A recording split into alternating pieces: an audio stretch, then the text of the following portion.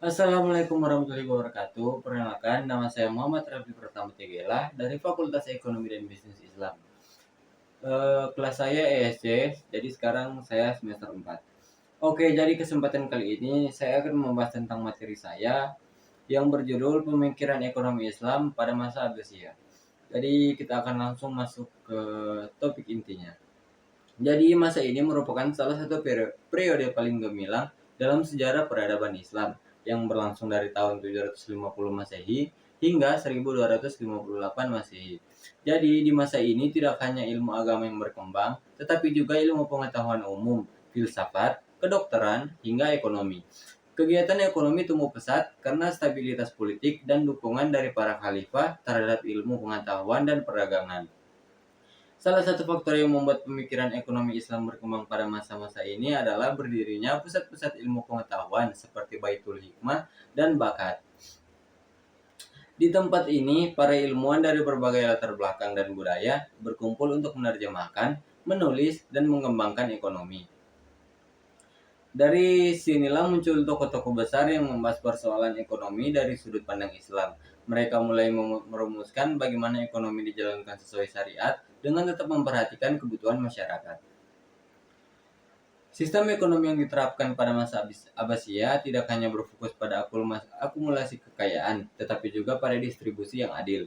Zakat dan wakaf menjadi dua instrumen penting dalam mengurangi kesenjangan sosial. Negara juga memiliki peran aktif dalam mengatur kepemilikan tanah, pengumpulan pajak, dan penyediaan layanan umum seperti pendidikan dan irigasi.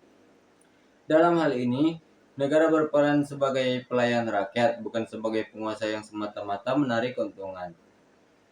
Salah satu tokoh penting dalam perkembangan ekonomi Islam adalah Abu Yusuf, yang menulis kitab Al-Kharaj, sebuah buku yang membahas sistem perpajakan dalam Islam. Ia menekankan bahwa pajak hanya boleh diambil dari pihak yang mampu dan harus digunakan untuk kepentingan umum. Abu Yusuf bahkan mengingatkan para penguasa agar tidak mengambil pajak secara zalim, karena itu bisa merusak kepercayaan rakyat dan mengganggu kestabilan negara. Pemikirannya sangat berpengaruh dalam pembentukan kebijakan ekonomi pada masa itu.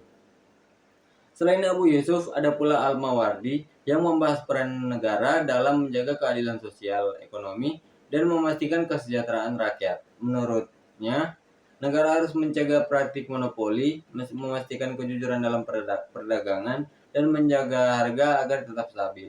Ia juga menyampaikan bahwa pemimpin bertanggung jawab terhadap ketersediaan kebutuhan pokok rakyat.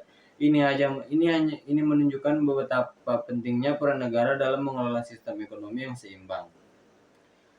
Di masa yang sama, muncul pemikiran lain seperti Al-Ghazali yang menggabungkan aspek spiritual dengan ekonomi. Menurut Al-Ghazali, ekonomi tidak hanya soal untung dan rugi, tapi juga soal niat, etika, dan keberkahan.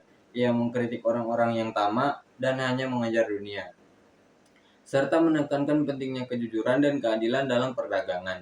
Pemikirannya menunjukkan bahwa ekonomi Islam sangat erat kaitannya dengan moral dan nilai-nilai akhlak. Dan tentu saja kita tidak bisa melupakan Ibnu Khaldun. Meskipun ia hidup sedikit setelah masa Abbasiyah, namun banyak ide-idenya terpengaruhi oleh pemikiran para ulama sebelumnya. Ibnu Khaldun terkenal dengan teori siklus ekonomi dan hubungan antara kekuatan negara dan aktivitas ekonomi. Ia menekankan bahwa kemakmuran suatu negara tergantung pada produktivitas rakyat dan keadilan pemerintah. Ia juga membahas tentang pajak, perdagangan, tenaga kerja, dan pembentukan harga secara mendalam.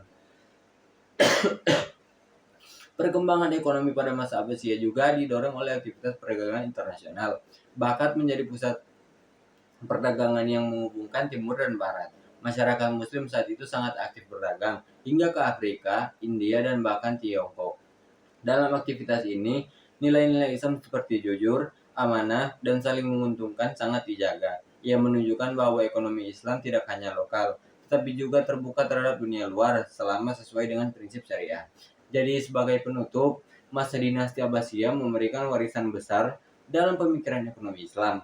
Para ilmuwan muslim pada saat itu tidak hanya memahami teori, tetapi juga terlibat langsung dalam kebijakan ekonomi negara. Mereka meletakkan dasar-dasar ekonomi Islam yang masih relevan hingga saat ini, seperti keadilan distribusi, larangan riba, pentingnya zakat dan wakaf, serta peran etika dalam bisnis. Dari sini kita belajar bahwa Islam memiliki sistem ekonomi yang komprehensif dan mampu menjawab tantangan zaman.